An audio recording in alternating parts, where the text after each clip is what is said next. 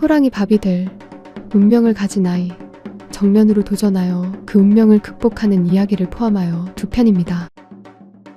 안녕하십니까? 소쿨 극장 오디오북 시간입니다. 구독과 좋아요 그리고 알람 설정 부탁드립니다. 재미있고도 좋은 글로 보답하겠습니다. 첫 번째 꼭지. 가문의 운을 트게 한 며느리의 효성 이야기입니다. 옛날 어느 산골 마을에 몹시 가난한 집이 있었다. 이 집에는 병약한 아들과 늙은 어머니 둘이 살고 있었는데 어느 날 착하고 마음씨 고운 며느리가 새로 시집을 왔다. 새 며느리가 시집 온 이튿날 아침이었다. 며느리가 부엌에 나가 밥을 지으려 했으나 쌀독이 텅 비어 있었다. 쌀은커녕 보리 한 톨도 남아있지 않았다. 며느리가 난처해 서 있는데 시어머니가 부엌으로 들어왔다. 얘야, 조금만 기다리거라. 하더니 시어머니는 벽에 걸린 작은 주머니를 허리에 차고 밖으로 나갔다. 한참 뒤 돌아온 시어머니는 그 주머니에서 밥을 꺼냈다. 그제야 며느리는 알았다. 늙은 시어머니가 매일 동량을 다녀 가족의 끼니를 잇고 있다는 사실을. 그 사실을 알게 된 며느리는 그날 밤 부끄럽고 미안해서 잠이 안 왔다. 다음 날 아침 시어머니가 나갈 준비를 하는데 며느리가 그 차림을 가만히 살피니 시어머니가 다 해진 속바지를 입고 있었는데 바지 올이 다 풀려 속살이 비칠 지경이었다.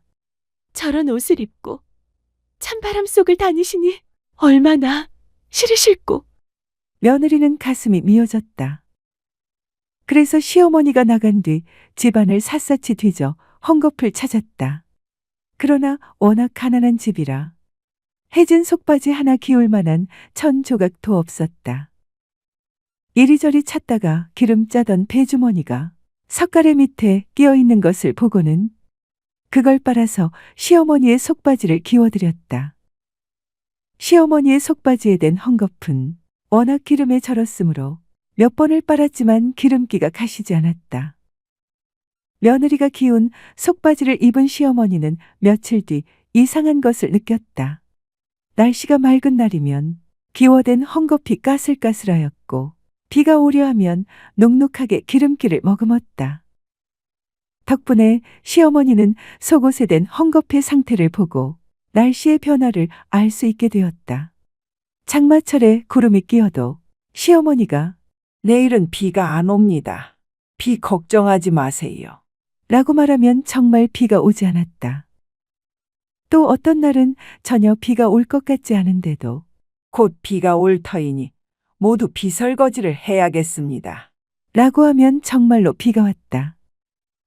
마을 사람들이 처음에는 반신반의하다가 틀린 적이 없자 모여서 수군거리기 시작하였다. 저 할머니는 하늘에 돌아가는 기운을 아는 모양이다. 소문은 마을을 넘어 고을 원님의 귀에까지 닿았고 원님은 그녀를 불러 직접 확인하고는 감탄하여 가명에 보고하였다. 가명에서 다시 조정에 알리니 마침 임금님의 옥새를 잃어버려 온 나라가 발칵 뒤집혀 있던 터라 임금께서 그 여인을 당장 대궐로 불러들이라 명하셨다.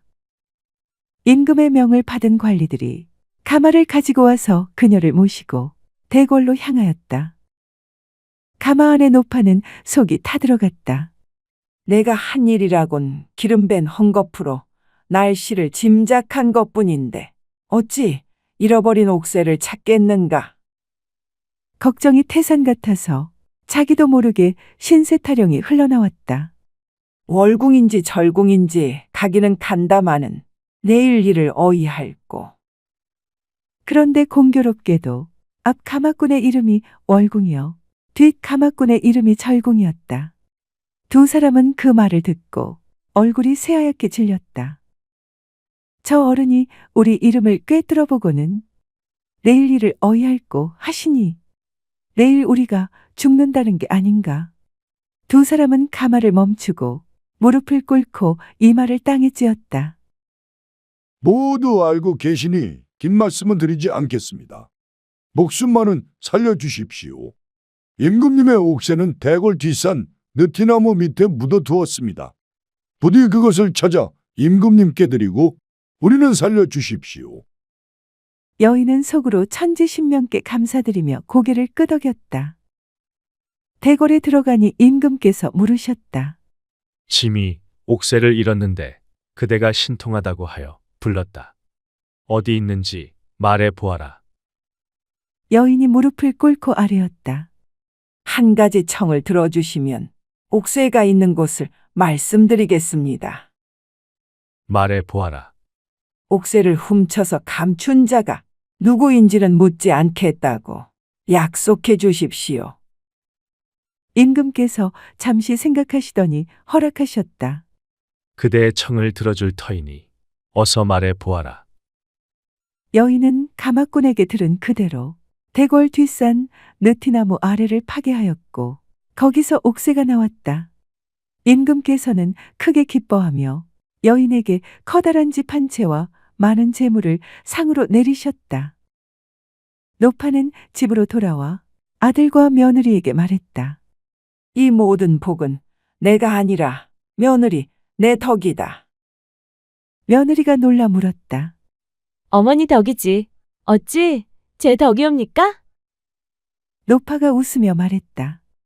내가 내 속바지를 키워주지 않았다면 내가 어찌 날씨를 알았겠느냐. 그 일이 없었다면 궁궐에 갈 일도 없었을 것이다. 그러자 마을 사람들은 시어머니의 해진 속바지에 기름 주머니를 대고 키워준 며느리의 효심이 오늘 튀게 해서 식구들이 모두 잘 살게 되었다고 며느리를 칭찬하였다. 할머니는 집으로 돌아와 아들, 며느리, 손자, 손녀와 함께 잘 살았다. 두 번째 꼭지. 호랑이 밥이 될 운명을 가진 아이 이야기입니다. 옛날 어느 마을에 가난한 과부와 어린 아들이 살고 있었다. 어머니는 날품을 팔며 아들을 키웠고 아들은 서당에 다니며 글을 배웠다. 과부는 날품을 팔러 다니면서도 아들만큼은 꼭 끝까지 가르치겠다고 이를 악물었다. 아들은 그 말을 마음 깊이 새기고 있었다. 훈장은 과부가 학자금도 제대로 가져오지 못하지만 그 정성이 갸륵하여 아이를 더 사랑하며 가르쳤다. 하루는 관상을 잘 보기로 소문난 이인이 서당에 들렀다. 그 관상가는 훈장의 어릴 적 친구였다. 훈장이 아이를 가리키며 물었다. 저 아이를 내가 가르쳐서 성공시켜야겠는데 아이의 장래가 어떻게 될 것 같은가? 관상가가 아이의 얼굴을 한참 들여다보더니 눈을 슬쩍 내리깔고 말하였다. 장차 큰 인물이 되겠네. 부자가 될 관상이로군. 이라고 하면서도 말끝을 흐렸다. 아이는 이제 7살밖에 안 됐지만 눈치가 몹시 빨랐다. 좋은 관상이라면 기꺼이 말해줄 텐데 저렇게 얼버무리는 것은 나쁜 운수를 감추려는 게 분명하다. 내가 자리를 피해드리면 바른 말을 하시겠지. 아이는 조용히 일어나 인사를 올렸다. 선생님, 어머니가 일찍 오라 하셨습니다. 먼저 물러가겠습니다. 그러고는 나와서 뒷곁으로 가서는 관상쟁이가 하는 말을 엿들었다. 저 아이는 오늘 밤을 넘기지 못한다네. 호랑이에게 물려 죽을 관상이야. 그런데 그 아이가 듣는 데서 내가 어떻게 그 말을 하겠는가? 아이는 가슴이 쿵 내려앉았다. 그러자 곧 눈앞에 어머니의 얼굴이 떠올랐다. 날마다 해 뜨기 전에 나가 날이 저물어야 돌아오시는 어머니. 아들 하나만을 바라보며 사시는 어머니. 그런데 자기가 호랑이에게 물려가는 꼴을 어머니께서 보신다면 그 충격에 어떻게 되실까? 아이는 마음을 굳혔다. 어차피 죽을 운명이라면 어머니 눈앞에서 죽지는 말자. 그렇게 생각한 것이다. 집으로 온 아이는 밥상을 받아 어머니 앞에서 태연하게 먹었다. 그리고 밥상을 물리고 나서 말하였다. 어머니, 외갓집에 다녀오겠습니다. 고개를 갸웃하였지만 아이를 믿으니 그럴 만한 이유가 있을 거로 생각하고는 그렇게 하라고 하였다. 웃는 얼굴로 절을 하고 문을 나선 아이는 마을 어귀를 벗어나 산 쪽으로 발걸음을 돌렸다. 호랑이에게 죽을 운명이라면 차라리 내가 먼저 호랑이를 찾아가자. 산속 깊이 들어갈수록 분위기가 설렁하고 공기가 차가워졌으나 어차피 호랑이 밥이 되어 죽을 놈이 춥고 배고픈 것이 대수냐? 하며 아이는 이를 악물고 계속 걸었다. 날이 저물어 사방이 캄캄해질 즈음 저 멀리서 불빛이 어른거렸다.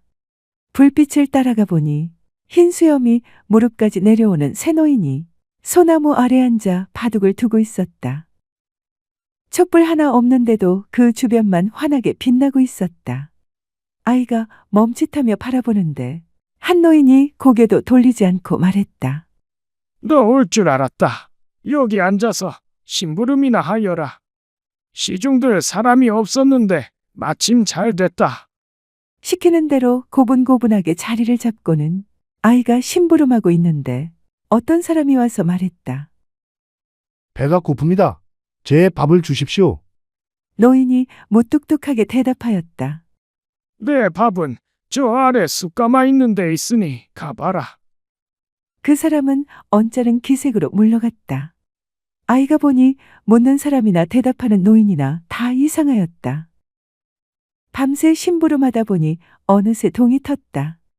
새 노인이 자리를 털고 일어서다가 그중 한 노인이 아이를 돌아보았다. 너도 집에 가야 하지 않겠느냐? 그러자 다른 노인이 손을 내저었다. 그냥 보내면 쓰나 수명도 좀 늘려주고 재물복도 좀 채워주고 보내세나. 새 노인이 빙긋이 웃더니 눈 깜빡하는 사이에 온데간데 없이 사라졌다. 아이는 얼떨떨한 채로 발걸음을 돌렸다. 심부름하다 보니 깜빡 잊고 있었는데 호랑이 밥이 될 시간이 어느새 지나가고 말았다. 어머니가 걱정하고 있을 것이라는 생각에 발이 저절로 빨라졌다. 숯가마 쪽으로 가는 길이 빠르다는 것을 알고 그리로 가니 숯 굽는 이가 커다란 호랑이 한 마리를 밧줄로 묶어놓고 있었다. 어찌하여 호랑이를 잡으셨습니까? 어젯밤에 이 녀석이 나를 해치려 달려들기에 잡아두었다. 아이는 그 호랑이가 자신을 물어갈 호랑이였음을 단박에 알아차렸다. 그제야 어제 저녁에 새 노인이 자기의 목숨을 구해주려 나타났음을 알아차렸다. 숯 굽는 이에게 고맙다고 인사를 하고는 집으로 돌아간 아이는 어머니에게 다녀왔다고 인사를 드렸다.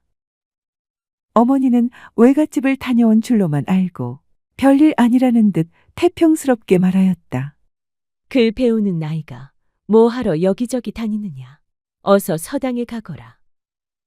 다행이었다. 어머니가 아무것도 모르고 있어서 얼마나 다행인 줄 몰랐다. 서당에 가보니 훈장과 관상쟁이가 나란히 앉아 있었다. 훈장이 관상쟁이를 하룻밤 잡아두고 기다리고 있던 참이었다. 아이가 공손히 인사를 올리자 관상쟁이가 아이 얼굴을 뚫어지게 들여다보더니 말하였다. 이 아이의 관상이 완전히 바뀌었구나. 희한하게 그 사이 대운이 열렸네. 아이가 하룻밤 동안 있었던 일을 차근차근 이야기하자 관상쟁이가 두 눈에 물기를 머금고 고개를 끄덕이며 말하였다. 효도 효자가 내 얼굴에 새겨져 있다.